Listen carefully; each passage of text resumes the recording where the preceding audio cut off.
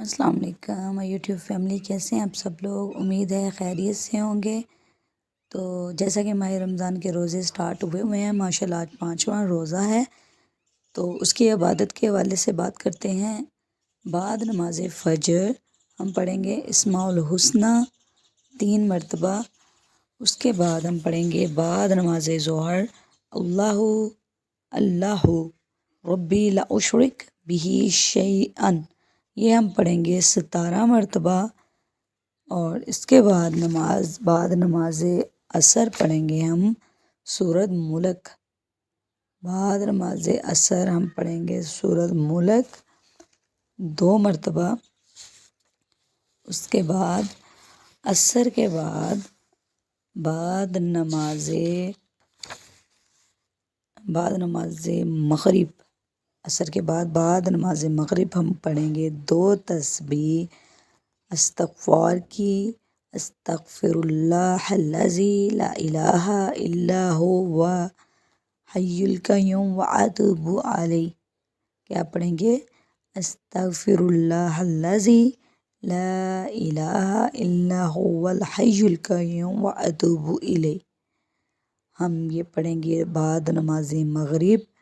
اس کے بعد نماز عشاء ہم پڑھیں گے صلاۃ و تسبیح 4 رکعت نفل، 1 مرتبہ ہی ہم پڑھیں گے 4 رکعت نفل، جس طرح ہم نیت کرتے ہیں اس طرح ہم 4 رکعت نفل صلاۃ و تسبیح کے پڑھیں گے۔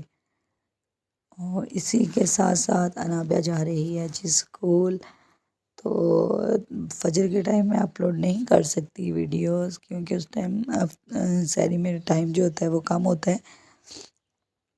تو انشاءاللہ ظہر سے پہلے میں آپ لوگوں کو ویڈیو جو ہے وہ اپلوڈ کر دیتی ہوں۔ تو ظہر کی نماز کی جو عبادات ہیں وہ آپ ضرور کریں، اور رمضان میں دعاؤں میں مجھے بھی یاد رکھیے گا۔ تو انابیہ جا رہی ہے اسکول، ساتھ ساتھ اس سے باتیں بھی ہو رہی ہیں، اور ساتھ ساتھ رمضان کے حوالے سے بھی ہم بات کرتے جاتے ہیں۔ تو آج ماشاءاللہ 5واں روزہ ہو چکا ہے، امید ہے سب کے روزے بہت اچھے گزرے ہوں گے، کیونکہ گرمی جو ہے وہ ابھی گرمی کی جو شدت ہے وہ کوئی نہیں ہے، ابھی موسم اچھا ہے، نارمل ہے، اور یہ ہے کہ آرام سے ہمارا روزہ جو ہے وہ ہم نبھا سکتے ہیں۔ جو 7 سال کے بچے ہیں، جن کی ایج 7 سال ہے، ان کو بھی روزے رکھنے چاہیے، اور ان کے والدین کو بھی چاہیے کہ انہیں روزے کی اہمیت کے بارے میں، اور روزے میں جو ہم کرتے ہیں صبر، اس کے بارے میں اپنے بچوں کو ضرور بتائیں، جو 7 سال سے بڑے بچے ہیں، کہ روزہ ہمیں کیا سکھاتا ہے، افطاری ہم کیسے کرتے ہیں، روزہ رکھنے کی دعا، روزہ کھولنے کی دعا۔ 7 سال جن بچوں کی ایج ہے ان پہ روزہ فرض ہو جاتا ہے، تو ان بچوں کو چاہیے کہ وہ روزہ ضرور رکھیں۔